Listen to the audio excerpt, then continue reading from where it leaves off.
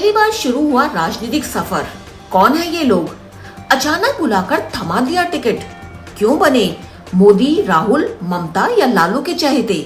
जानिए विनोद शुक्ला के साथ।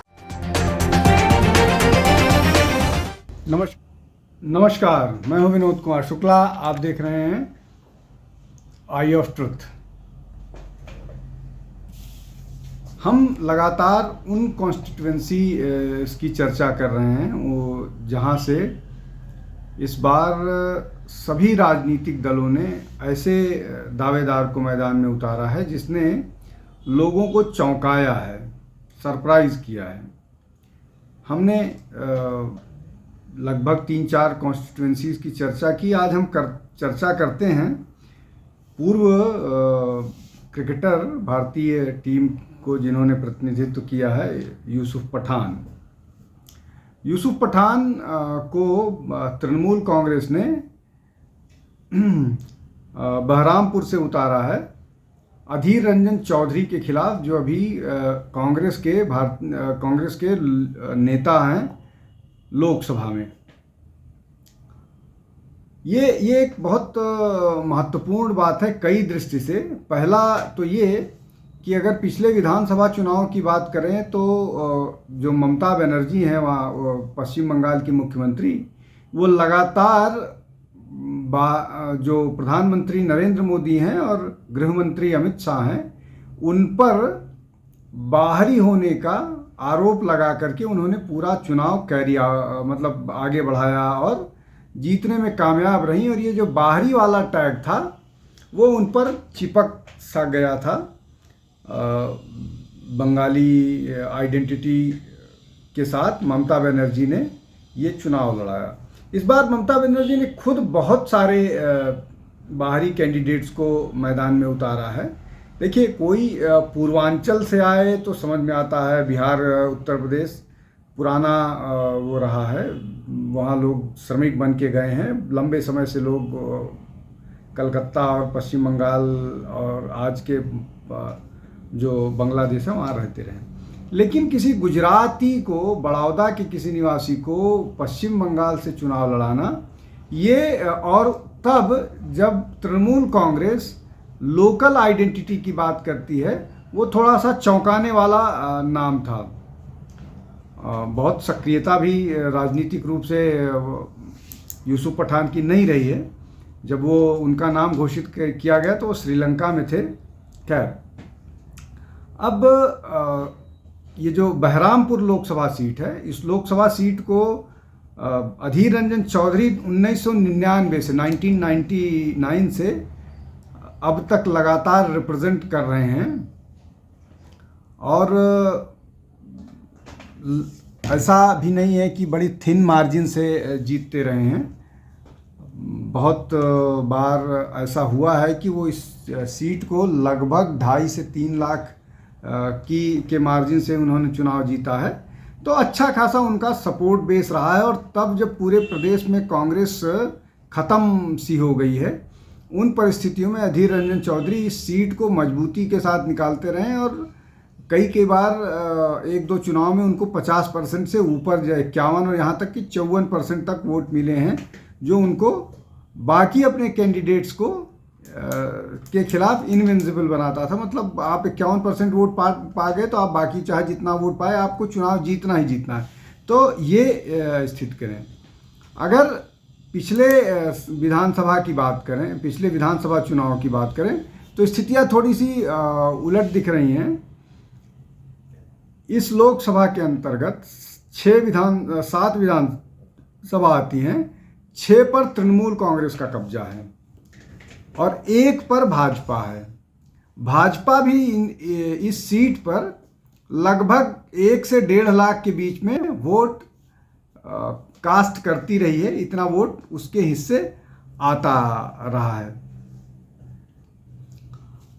हालांकि जो पिछला चुनाव है, उस चुनाव में अधीर रंजन चौधरी का जो विक्ट्री मार्जिन था वो काफ़ी कम हो गया और लगभग उन्होंने 81,000 मतों से तृणमूल कांग्रेस के कैंडिडेट को हराया।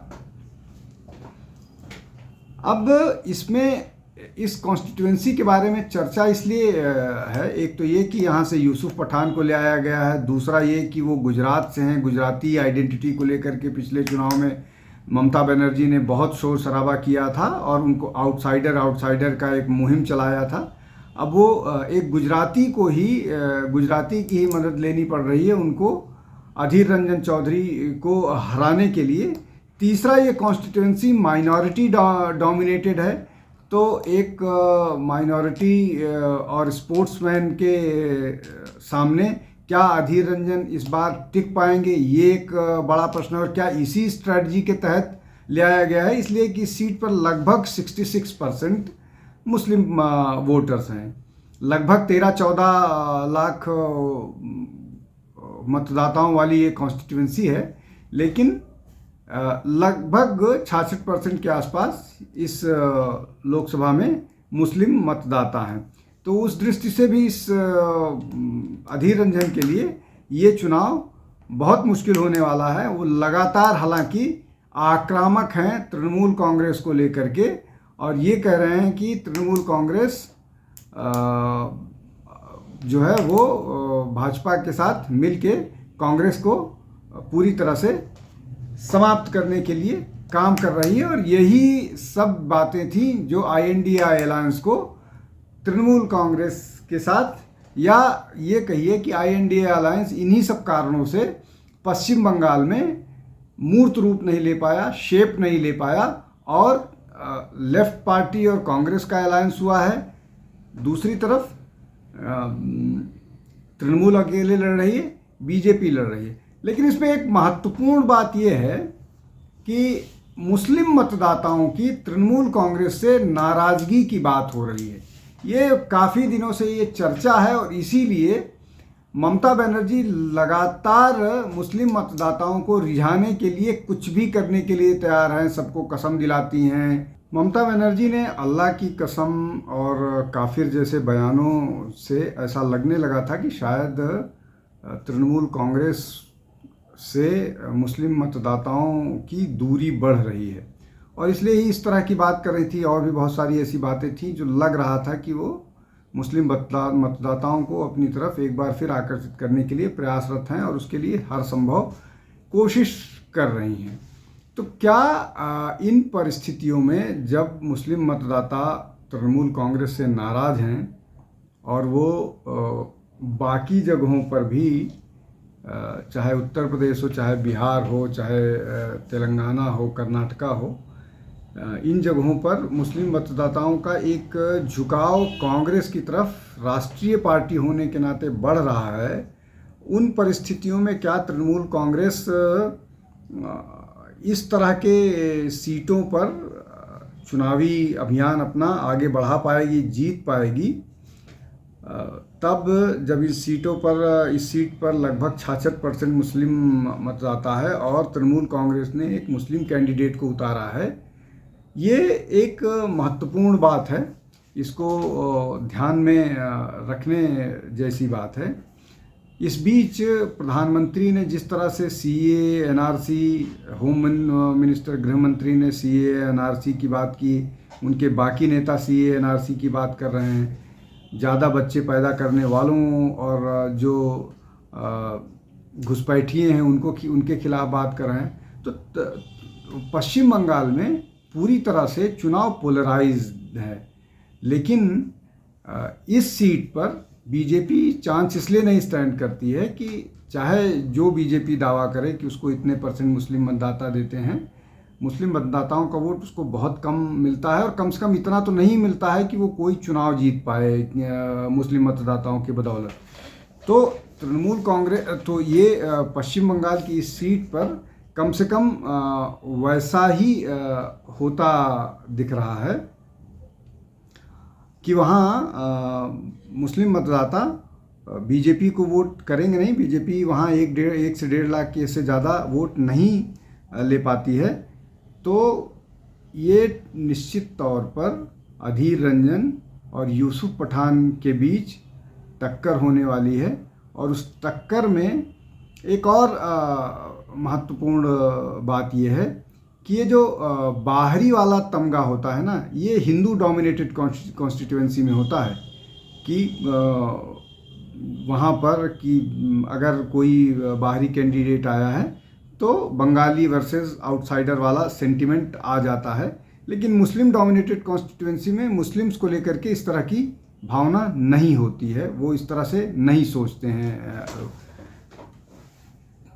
ऐसी परिस्थितियों के बाद ऐसा लगता है कि यूसुफ पठान पर तृणमूल कांग्रेस ने जो दांव खेला है वो बहुत मजबूत दांव है, और ऐसा लगता है कि वो एक सफल उम्मीदवार के तौर पर बहरामपुर से उभर कर आएंगे।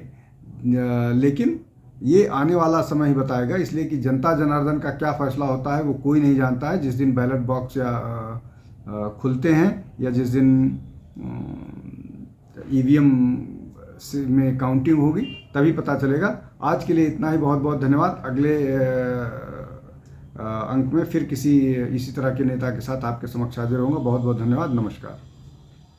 हमारे चैनल आई ऑफ ट्रुथ को सब्सक्राइब कीजिए YouTube पर, इसे फॉलो कीजिए Facebook पर, Instagram पर, Twitter पर और कू पर। हमारे चैनल के बारे में फीडबैक देने के लिए हमें मेल कीजिए ioftruth.6@gmail.com पर।